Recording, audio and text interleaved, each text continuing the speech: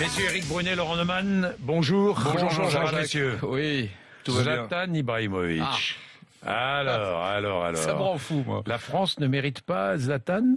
Non, moi je pense que c'est Zlatan qui mérite pas la France. Ah bon, d'accord. Vous savez, il y a quelque chose qui est tout simple, hein, ça s'appelle le devoir d'exemplarité. Il a présenté ses excuses, qui étaient la moindre des choses, mais les mots n'ont sans doute pas dépassé sa pensée. Quand on dit ça, c'est qu'au fond, quelque part, on le pense. Et quelqu'un comme lui, qui a 33 ans, c'est pas un jeune agneau hein, qui commence dans le foot, qui a son talent absolument immense, qui a son salaire 1 300 000 euros net d'impôts par mois. 1 300 000 euros net d'impôts. C'est le club club qui paie ses impôts. Eh bien, à ce moment-là, on doit faire preuve d'exemplarité. Vous savez, hier soir, à 23h15, j'écoutais RMC, il y avait l'after, et en direct, la conférence de presse de Marcelo Bielsa. L'entraîneur de l'OM. Hier, l'Olympique de Marseille s'est fait voler le match sur un but qui était parfaitement valable. Réaction de l'entraîneur, l'arbitre est impartial, il a le droit de se tromper, nous on lui fait confiance, c'est pas grave, c'est la vie, c'est le jeu. Voilà. Vous avez deux façons de faire. Zlatan Ibrahimovic, parce qu'il a son talent, son aura, parce que c'est un exemple pour tous les mômes de ce pays, eh bien il doit être un peu plus exemplaire que les autres. Parfois pour faire non, des mais bêtises, les gosses qui aiment le foot, ils écoutent ce que dit Zlatan. Oui, il y a des gens de gauche qui aiment la sanction. Hein. Il y a 100 ans, il y a eu Clémenceau, un grand libertaire qui était devenu un ministre de l'Intérieur terrible, et maintenant on a Neumann. Parce que je vais vous dire, ce que je viens de dire, c'est de gauche.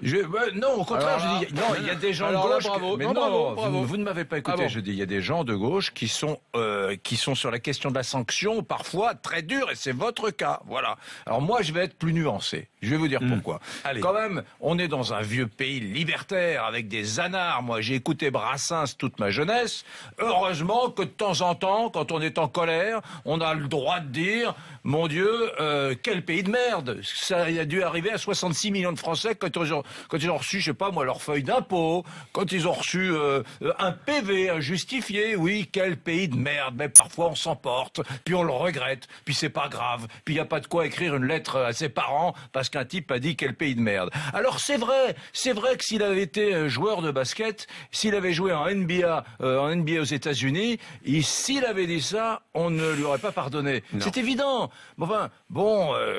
Il est sous le coup de l'énervement, il a quitté le terrain, il est dans la zone grise, là, il est en train de se diriger vers ses vestiaires, il a le sentiment qu'on lui a volé son match, il dit quel pays de merde, et une heure après, il fait un communiqué dans lequel il s'excuse, et dans lequel il dit qu'il aime la France.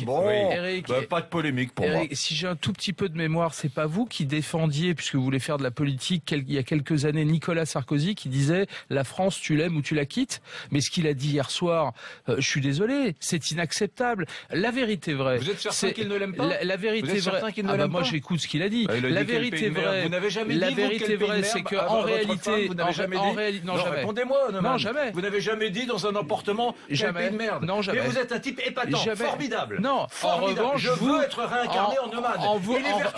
Il est vertueux, il est sympa, il est poli, il a toujours payé ses impôts à temps et toujours payé ses PV. En revanche, vous, Eric, les auditeurs constateront avec moi que souvent, à ce micro, vous expliquez que ce pays-là, il est moins bien que les autres, que c'est toujours mieux à l'étranger, que les impôts, le travail, tout est mieux ailleurs. Donc vous ne dites pas pays de merde, mais vous le pensez. Non, je dis qu'on paie trop d'impôts, mais j'ai jamais dit pays de merde. Non, la vérité, c'est que, si on revient sur le terrain du foot, une seconde, c'est que Ibrahimovic, il ne supporte pas, à cause de son ego, d'avoir lâché ses petits camarades mercredi face à Chelsea au bout d'une demi-heure de jeu, que depuis plusieurs semaines, il n'est plus décisif, qu'en réalité, il se rend compte que le PSG peut jouer sans lui, et qu'au salaire qu'il touche et à l'ego qu'il a, ça lui est insupportable. Alors, voilà. Le début de la fin, peut-être. Oui, d'abord, c'est probablement le début de la fin pour Ibrahimovic. Ce qu'on peut dire quand même, c'est que ces footballeurs de très haut niveau, et lui en particulier, font pas beaucoup d'efforts pour se fondre dans l'équation nationale. C'est-à-dire, ces insultes ont été proférées en anglais, déjà,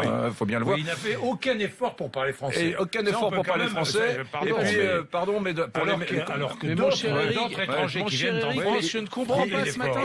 C'est la mondialisation que vous défendez tous les jours. Ce type, j'ai regardé, pardonnez-moi, juste une seconde. Il a joué à Malmö, à l'Ajax, à la Juve, à l'Inter de Milan, au Barça, à l'AC Milan, aujourd'hui au PSG.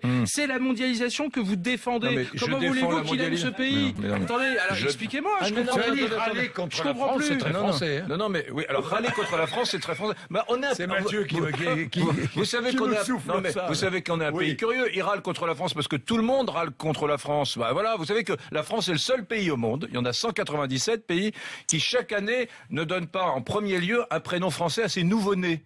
Voilà, ça va être un Matteo, Enzo, des prénoms étrangers. C'est-à-dire que la France, elle aime bien non seulement râler contre elle-même, mais par ailleurs, elle aime bien l'étranger. Peut-être plus parfois l'étranger qu'elle-même. C'est un trait de caractère français. Oui, il n'y a pas un pays au monde. Les Italiens n'appellent pas leurs enfants Jean-Pierre. Je me dis, Eric, que vous prenez une certaine jouissance à entendre des gens qui disent du mal de ce pays. Mais bon sang, traiter ça pour ce que ça vaut, c'est inacceptable. Moi, j'ai grandi avec Brassens, c'est quelqu'un qui dit quel pays de merde. Sous l'emportement, pour moi, ça mérite pas la prison. Calmez-vous aussi. Calmez-vous aussi.